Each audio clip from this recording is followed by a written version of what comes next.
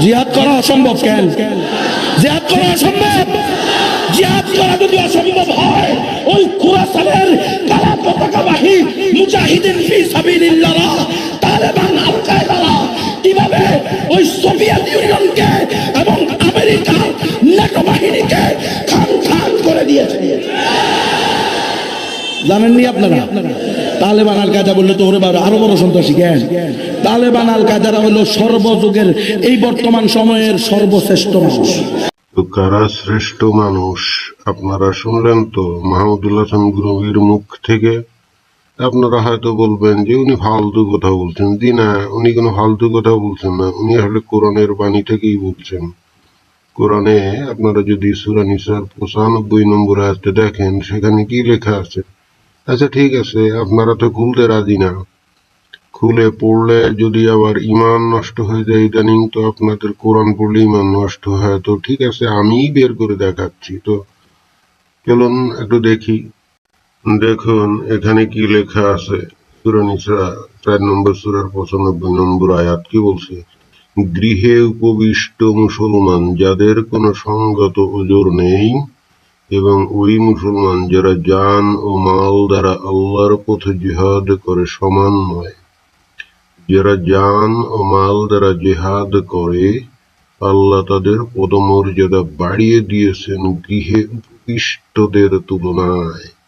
তার মানে যারা নিজের জান এবং মাল অর্থাৎ ধন সম্পদ এবং নিজের প্রাণ, এই দুইটাই আল্লাহর রাস্তায় কোরবানি করে দিয়ে যারা নাকি যুদ্ধ করে ইহুদি নাসারা কাফির মুনাফিক মুরতাদ নাস্তিকদের সাথে, এই যেমন is, Taliban, Al Qaeda, Jaish A Muhammad, Hamas, এই ধরনের আরো বহু বহু যারা জিহাদি গোষ্ঠী আছে, তারা তো সবাই নিজের জানকে কোনো পরোয়া না করে এবং নিজের যা সম্পদ আছে সব নিয়ে তারা এই সমস্ত কাফিরদের বিরুদ্ধে ঝাঁপিয়ে পড়ে।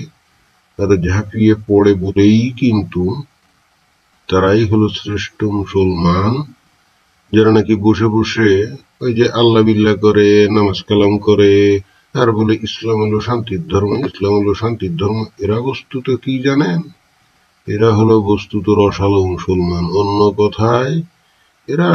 কথায় মুনাফিক। কারণ হচ্ছে এরা ইসলামের যে প্রধান এবং সর্বশ্রেষ্ঠ যে আকীদা, সর্বশ্রেষ্ঠ যে বিধান অর্থাৎ জিহাদ, এটাকেই তারা বলে এখন তো জিহাদের সময় না, এখন তো জিহাদের সময় না। আরে সারা দুনিয়াতে মুসলমানদের উপর ইহুদি নাসারা কাফের মুনাফিক মুরতাদ কত প্রকার আক্রমণ করে যাচ্ছে, আর এরা বসে বসে আঙ্গুল চুষছে আর বলছে এটা নাকি জিহাদের সময় না। মাহমুদুল হাসান কি সেই কথা বলে?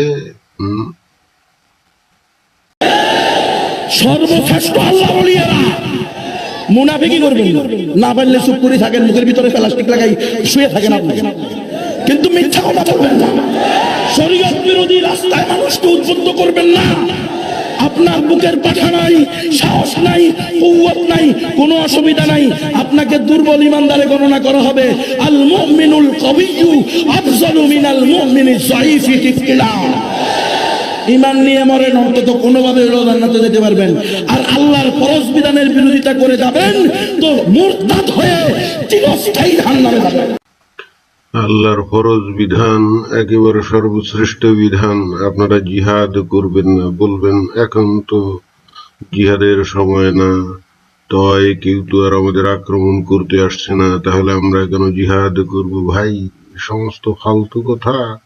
এই সমস্ত ফালতু কথা আপনাদের মধ্যেই রাখতে হবে। কারণ আমাদের হুজুর কি আর আজে বাজে কথা বলে? তারা সারা জীবন ইসলামের চর্চা করে, ইসলাম নিয়ে পড়াশোনা করে।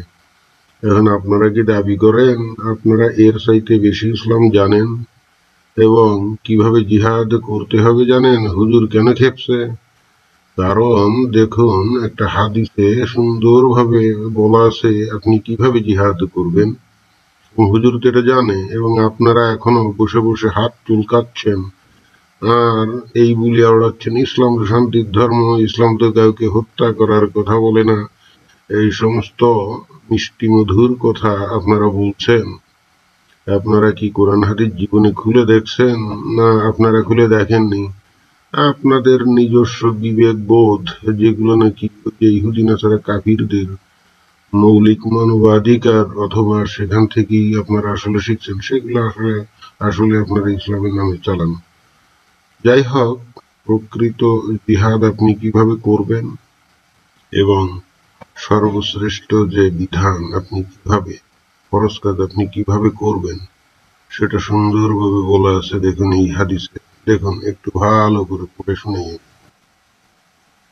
দেখুন সহিহ মুসলিম ইসলামিক ফাউন্ডেশন অধ্যায় 33 জিহাদ ও এর নীতিমালা, হাদিস নম্বর হলো 4370। এখানে বলছে ইবনে আয়ুন থেকে বর্ণিত, তিনি বললেন, আমি নাফি এর কে এই কথা জানতে চেয়ে পত্র লিখলাম যে যুদ্ধের পূর্বে বিধর্মীদের প্রতি দ্বীনের দাওয়াত দেওয়ার প্রয়োজন কিনা। তিনি বলেন, তখন তিনি আমাকে লিখলেন যে এ নিয়ম ইসলামের প্রারম্ভিক যুগে ছিল, অর্থাৎ প্রথম দিকে ছিল, যে আগে দাওয়াত দিতে হবে, তারপরে যদি তারা সেই দাওয়াত গ্রহণ না করে তাহলে তাদের বিরুদ্ধে জিহাদ করতে হবে। এটা প্রথম দিকে ছিল, কিন্তু এখানে অর্থাৎ পরবর্তী যুগে এই বিধান আর নেই। এখন আর এই দাওয়াত টাওয়াত দেওয়ার এই সমস্ত কায়বার নাই। এবং দেখুন একটা ঘটনা দিয়ে এই বিষয়টা এখানে বলাও হচ্ছে। রাসূলুল্লাহ সাল্লাল্লাহু আলাইহি ওয়াসাল্লাম বনু মুস্তালিকের উপর আক্রমণ করলেন এমত অবস্থায় যে তারা অপ্রস্তুত ছিল, তাদের পশুদের পানি পান করাতে যাচ্ছিল। তখন তিনি তাদের যোদ্ধাদেরকে হত্যা করলেন, অবশিষ্টদের অর্থাৎ নারী ও শিশুদেরকে বন্দী করলেন, আর সেই দিনেই তার হস্তগত হয়েছিল। তো এখানে দেখুন খুব সুন্দরভাবে বলা হচ্ছে যে এই যে জিহাদ, এখন অনেকেই বলে যে আমাদের উপরে কি অমুসলিমরা আক্রমণ করতে আসছে নাকি। না, তাই বলে যে আপনারা জিহাদ না করে চুপ করে বসে থাকবেন তা কিন্তু হবে না। এবং আপনারা যে এই যে তাবলিগ জামাতের মতো দৌড়ে দৌড়ে গিয়ে বা মানুষের কাছে গিয়ে মিষ্টি মিষ্টি ভাবে ইসলামের দাওয়াত দিবেন, এটাও হবে না। আপনাকে যে কাজটা করতে হবে, মানে এই যে মিষ্টি মিষ্টি দাওয়াত দিবেন, এটা নবীর আমলের একেবারে প্রথম দিকে ছিল, এবং নবী নিজেই সেটা রদ করে দিয়ে নতুন ফতোয়া জারি করে গেছেন। সেটা হলো কি, যে কোনো অমুসলিম বস্তিতে গিয়ে অতর্কিত আক্রমণ করতে হবে, এবং তখন তাদেরকে কি করতে হবে, যাকে পাওয়া যাবে কি করতে হবে। এখানে হত্যা করলেন, সরাসরি বলা আছে, নবী তাদেরকে হত্যা করলেন, আর বাকি যে সমস্ত নারী শিশু আছে তাদেরকে বন্দি করে নিয়ে আসলেন, তাই না? কারণ তারা অনেক সময় পাইছিল, তারা ইসলাম গ্রহণ করেনি। তো দুনিয়াতে এখন বহু কোটি কোটি শত শত কোটি অমুসলিম আছে, তারা কিন্তু ইসলাম গ্রহণ করেনি। আর দুনিয়াতে 150 কোটি মুসলমান, তার মধ্যে অল্প কিছু লোকজন, এই যে তালেবান, আল কায়দা, IS, জেএমবি, জাইশ-এ মোহাম্মদ, এরা ছাড়া বাকি সিংহভাগ মুসলমানরা এই যে নাকে তেল দিয়ে ঘুমাচ্ছে। আর তাদেরকে জিহাদের কথা বললে তারা ফাল দিয়ে ওঠে, বলে ওরে বাবা এখন তো জিহাদের সময় না। জি না, নবী আমাদেরকে এ কথা বলে যাননি। এখন দাওয়াতের কোনো সময় না, এখন দাওয়াতের কোনো কাল না। এখন ডিরেক্ট দল বাঁধবেন, আতর্কিতে আক্রমণ করবেন, তাদেরকে হত্যা করবেন, তাদের নারী এবং শিশুদেরকে বন্দি করে আপনারা নিয়ে আসবেন। এখন এটা আপনাদের কাছে হয়তো খুব খারাপ দেখাতে পারে, কিন্তু ভাই আপনার কাছে কি খারাপ দেখালো বা না দেখালো, এটা তো ইসলাম না। ইসলাম হলো কোরআন এবং হাদিস বলা আছে, অর্থাৎ আল্লাহ যে নির্দেশ দিয়েছে এবং নবী যে নির্দেশ দিয়েছে সেটাই ইসলাম। এবং জিহাদ হলো সেটাই যেটা আল্লাহ বলে গেছে এবং যেটা নবী বলে গেছে এবং নবী নিজে করে গেছে, সেটাই।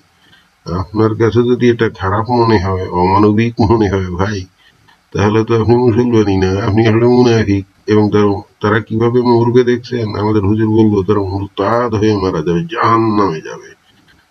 আপনারা যারা মিষ্টি মিষ্টি কথা বলেন, আপনাদের এই জীবনটা ইহজগতেও মাটি, পরজগতেও মাটি, অর্থাৎ আপনাদের স্থান হলো জাহান্নাম। বুঝছেন নাকি এখনো বুঝতে পারেন নাই? আল কায়দা, তালেবান, এরা কি সন্ত্রাসী জ্ঞান? এরা জঙ্গি। এদেরকে সন্ত্রাস বললে, জঙ্গি বলে গালি দিলে ইমান থাকবে? এই মুসলমান, ইমান চলে যাবে। আমি মাহমুদ হাসান নবী বলে গেলাম, এরা আল্লাহর এই ফরজ বিধানকে, এই মজলুম ফরজ বিধানকে গত 32 বছর ধরে একা নিজেদের কাঁধে তুলে নিয়েছে।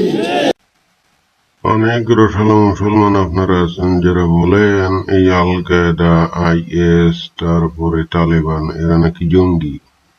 তো এদেরকে যদি আপনারা জঙ্গি বলেন তাহলে আপনি আর মুসলমানই থাকবেন, কারণ আল্লাহর সবচাইতে শ্রেষ্ঠ ফরজ কাজ যেটা হলো জিহাদ, এই আল কায়দা, তালেবান, IS, JMB এরা নিজের জান ও মাল দিয়ে সেটাই কিন্তু আমল করে যাচ্ছে, আপনাদেরকে পথ দেখিয়ে যাচ্ছে, আপনাদেরকে অনুপ্রাণিত করছে তারা। অথচ আপনারা মজার জায়গায় বসে, সুন্দর বাড়িতে বসে, ঘরে বসে, স্ত্রী পুত্র নিয়ে বসে মজা করে খান, মজা করে জীবন যাপন করেন, আবার হারাম কাজেও আপনারা লিপ্ত থাকেন। সিনেমা দেখেন, সিনেমা দেখেন, টেলিভিশন দেখেন, নাটক দেখেন, দল বেঁধে চাইনিজ রেস্তোরাঁয় যান, পার্কে যান, গান শোনেন, মানে দুনিয়ার সমস্ত হারাম যত কাজ আছে সবগুলো করেন। আবার নিজেদের বলেন আপনারা মুসলমান, একবার একটু নামাজ পড়েন শুক্রবারে, হয়তো রমজান মাসে রোজাও রাখেন। ভাই, এই সমস্ত করে ঘাঁটি মুসলমান হওয়া যায় না, কারণ একমাত্র ঘাঁটি মুসলমান হতে গেলে আপনাকে অবশ্যই আল্লাহর শ্রেষ্ঠ যে ফরজ কাজ, অর্থাৎ আল্লাহ নির্দেশিত এবং নবী নির্দেশিত যে ফরজ কাজ, যে জিহাদ, এটাই আপনাকে করতে হবে।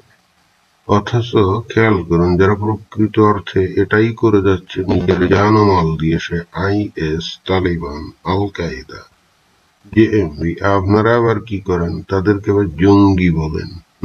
আপনার জঙ্গি যদি আপনারা বলেন তাহলে কিন্তু আপনাদের কোনো ঈমান থাকবে না। এটা আমার কথা না, হুজুর কিন্তু বলে দিচ্ছে। কেন বলে দিচ্ছে? আপনাদেরকে এখানে তো কোরআনের আয়াত এবং হাদিস দেখালাম, এই সমস্ত ইসলামের দলিল থেকে বিষয়টা আত্মস্থ করেই কিন্তু উনি এই কথাগুলো বলছেন। উনি কিন্তু মন গড়া কোনো কথা বলছেন না।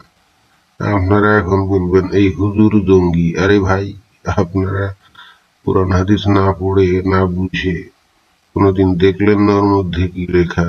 আপনারা এই হুজুরকে জঙ্গি বলছেন, আপনারা তালেবানকে জঙ্গি বলেন, আপনারা আল কায়দাকে জঙ্গি বলেন, আপনারা IS কে জঙ্গি বলেন, আপনারা JMB কে জঙ্গি বলেন। না, এই সমস্ত আপনাদের নিজস্ব ধ্যান ধারণা, ইসলামের নামে চালানো হলো কঠিন মুনাফিকি।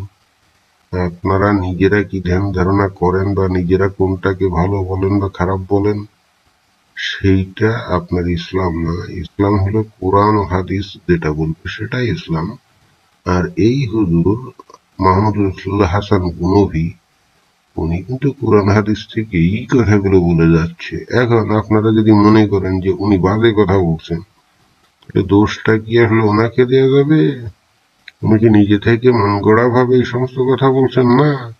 আর যদি বলেই থাকতেন তাহলে তার সামনে যে হাজার হাজার মানুষ তার ওয়াজ শুনতে আসছে, তাদের মধ্য থেকে তারা কিন্তু এতক্ষণ বসে থাকতো না, তারা বলে উঠতো না যে এই হুজুর আপনি কি আজে বাজে কথা বলছেন? অথবা তাকে যারা ডেকে নিয়ে আসছে, আমন্ত্রণ করে নিয়ে আসছে ওয়াজে, ওখানে তো অনেক শিক্ষিত লোকজন আছে, অনেক জানাশোনা লোক আছে। হুজুর যদি বাজে কথা বলবে, নিজের মন গড়া কথা বলবে, তাহলে তারা এতক্ষণ এটা তাকে বলতো না যে এইগুলো আপনি কি বলেন, উল্টো পাল্টা কথা, উনি চুপ করেন। তা কিন্তু করে না, বরং দেখা যাচ্ছে সবাই অত্যন্ত উচ্চ কণ্ঠে চিৎকার করে হুজুরকে সমর্থন জানাচ্ছে। সুতরাং বুঝলেন, যারা রসালো মুসলমান আছেন, যারা জিহাদের নাম শুনলে ফাল দিয়ে ওঠেন, এখনো সময় আছে, সঠিক পথে আসুন, খাঁটি মুসলমান হন, যদি জাহান্নামের আগুন থেকে আপনারা নিজেদেরকে রক্ষা করতে চান। আর যদি আপনারা বেহেশতে গিয়ে 72টা হুদের সাথে আকণ্ঠ মদ্যপান করে আপনারা যদি অনন্তকাল যৌন সম্ভোগ আপনারা যদি উপভোগ করতে চান, তাহলে কিন্তু এই হুজুর কথিত পথেই আপনাদেরকে যেতে হবে, এছাড়া কিন্তু কোনো উপায় নাই। ধন্যবাদ সবাইকে।